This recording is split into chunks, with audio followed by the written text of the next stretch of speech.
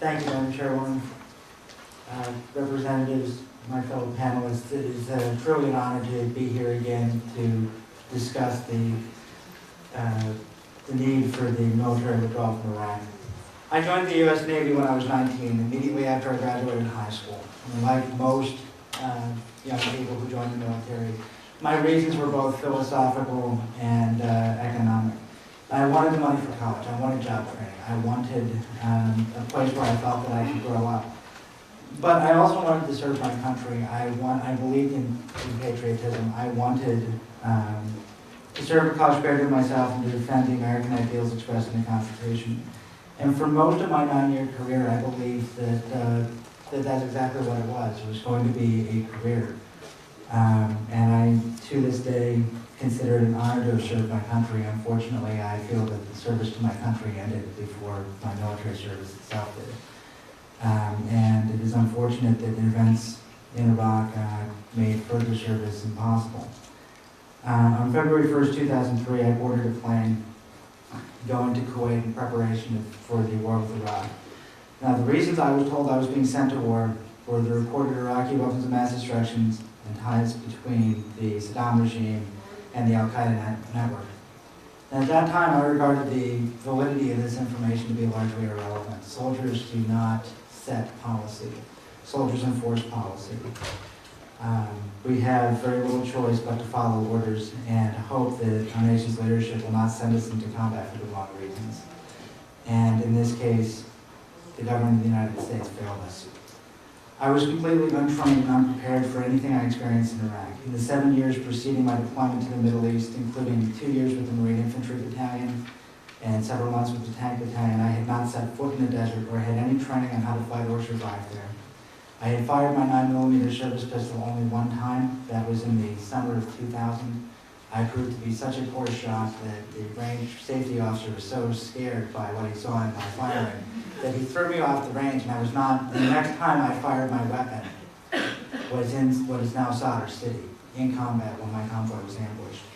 Following that, and by the way, in that engagement, I had rode north without body armor.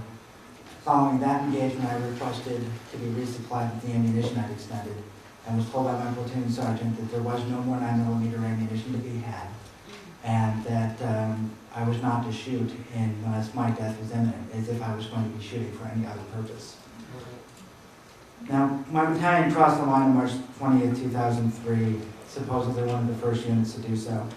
We moved to the outskirts of Basra and then across to the outskirts of Nazaré, and finally we raced straight up the center of the country to circle Baghdad and enter through what is now Sadr City. We fought 3 major engagements, took a total of 4 combat dead, and 1 to what could be termed friendly fire.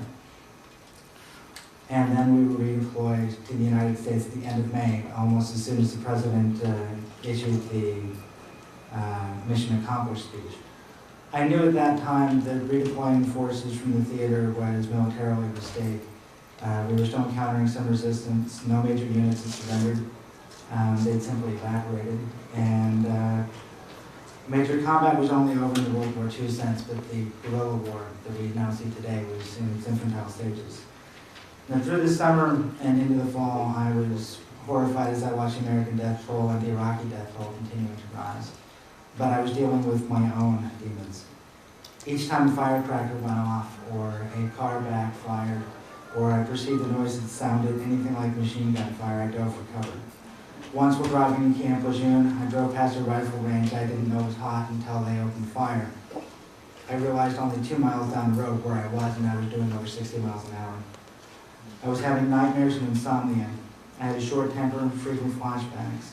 And these are classic symptoms of post-traumatic stress disorder, but like many veterans, I was in denial. I didn't want to have PTSD. But it was not until New Year's 2003-2004, which I spent curled up in a ball behind my couch as my neighbors were launching firecrackers, that I finally admitted I had a problem I couldn't handle. And I sought treatment and was eventually discharged from the Navy for PTSD. I bring this up because the veterans crisis is very real. At a time when our government is creating combat veterans exponentially, it is simultaneously diminishing care facilities and services for veterans. We should be opening VA hospitals, not closing them. Veterans should be able to get care immediately and offer services through a live contact outreach program. And finally, there should be a seamless transition program between the DoD and the VA.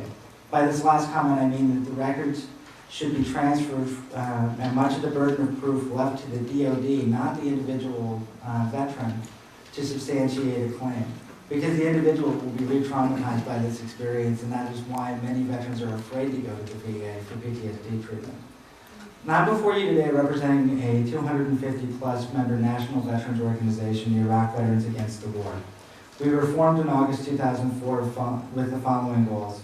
First, we advocate for an immediate and unconditional withdrawal of all U.S. forces from Iraq. Second, we want full mandatory funding for the VA and funding for the VA to care for all veterans eligible for services. And finally, we want funding available for the Iraqi people to rebuild their own country. I do not know what the solution to the problems of Iraq are, but I do know they are Iraqi solutions, not American solutions.